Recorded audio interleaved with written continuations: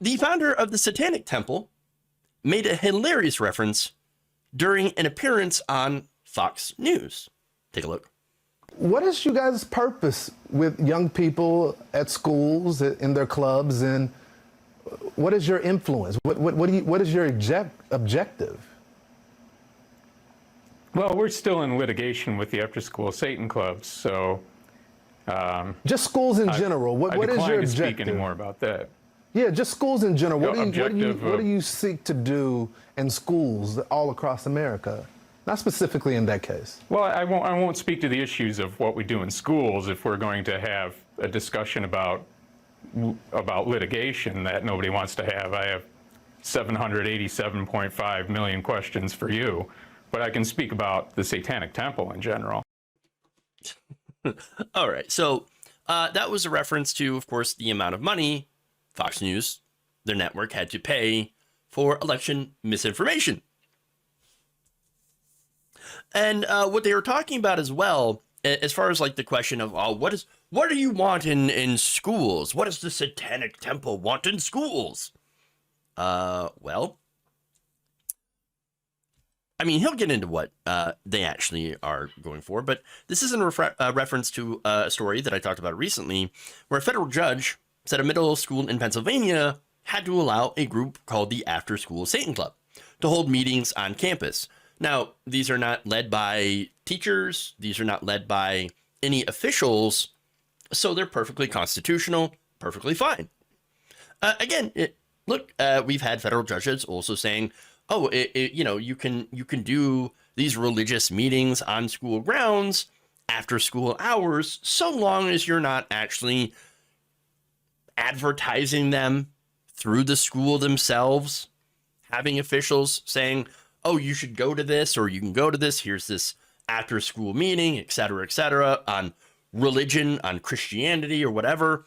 But you can hold them as a student and use school facilities after hours. And that's totally fine. That's totally constitutional. What's unconstitutional, of course, is saying that you, for one, can't do it because you're Satanist or Muslim or Jewish or whatever, but can because you're Christian. No, that's not how the Constitution works. We have freedom of religion. We have freedom from religion. There's this establishment clause that says that, again, you should not establish a religion or prohibit the free exercise thereof.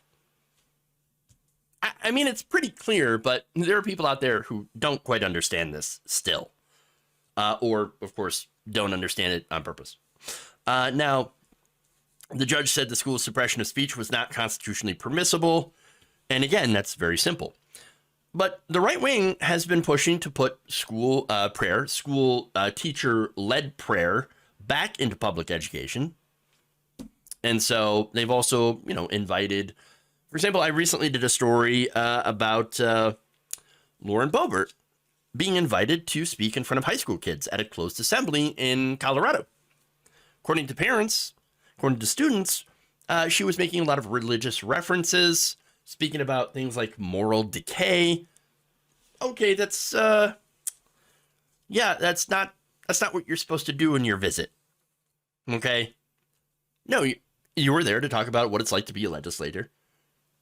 You can talk about that. Don't go into a sermon or a stump speech, especially considering how Lauren Boebert is very against the whole idea of the separation of church and state. So that's one example. There are other examples, but let's get into more of this interview because, again, it's fun. So here's the next video. And by the way, this Fox News host is Lawrence Jones, and he decided to dig further into what Lucien Greaves and the Satanic Temple actually believe. Take a look.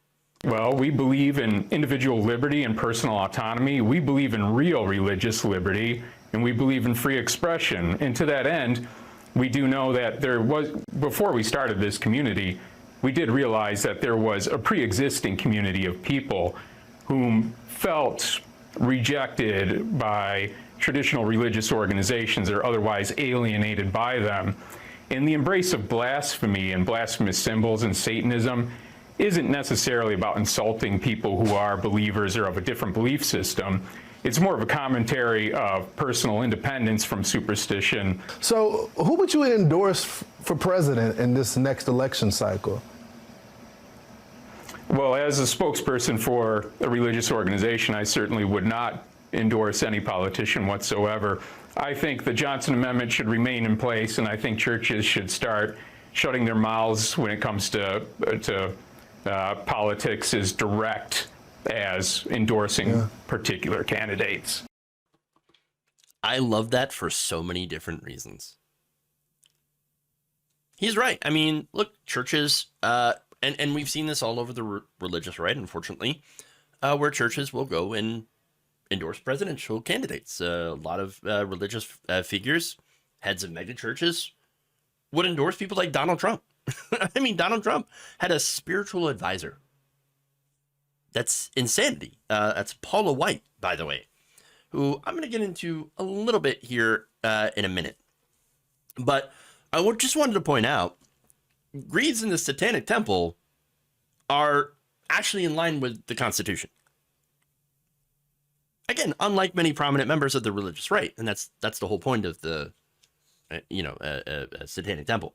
I mean, there should be a wall of separation between church and state. Church should not run the state. The state should not run the church. They need to be completely separate. 100%. That's it. But again, you have people like Dominionists. I remember talking about them a few years back.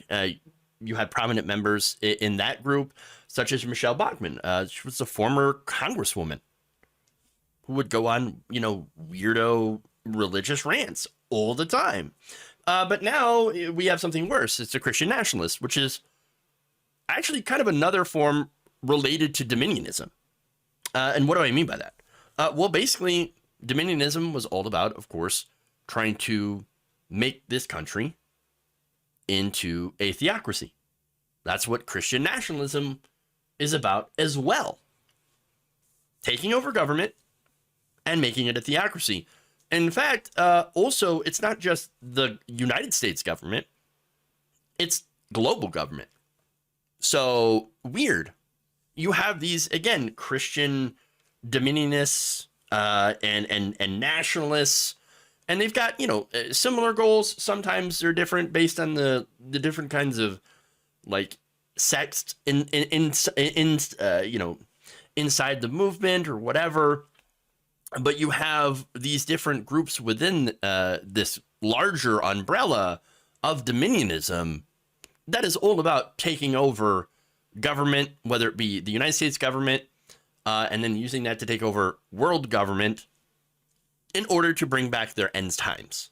And that's what's weird.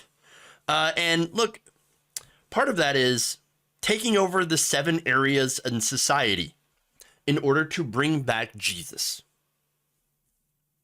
So these are the 7 mountains, they call it. And they would be family, religion, education, media, entertainment, business, and government. The 7 mountains. And there are notable adherents to the people, or notable adherents to the doctrine of the 7 mountains, the 7 mountains mandate. And one of them is Rafael Cruz. It's the father of Ted Cruz. Paula White, spiritual advisor to Donald Trump. You had Andrew Womack, who's a well-known evangelical leader. And U.S. House of Representatives member Lauren Boebert. And it's among many others. So, look, it's, again, a very weird ideology and part of, again, what they want to do to bring back Jesus, which essentially means the end times.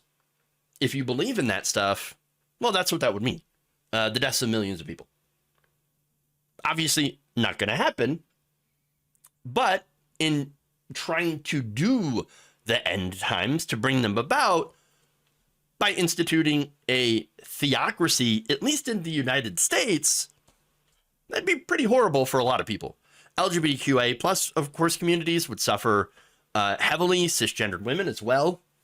And, you know, members of other religions, fairly obvious. But you also would have a lot of Christians that would suffer as well.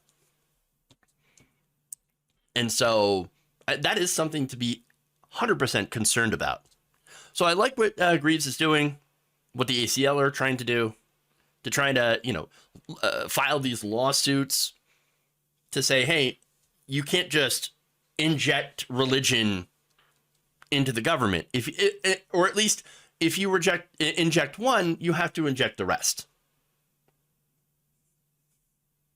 Them's the rules, and that's the Constitution. And in doing so, they're protecting the Constitution against these fanatics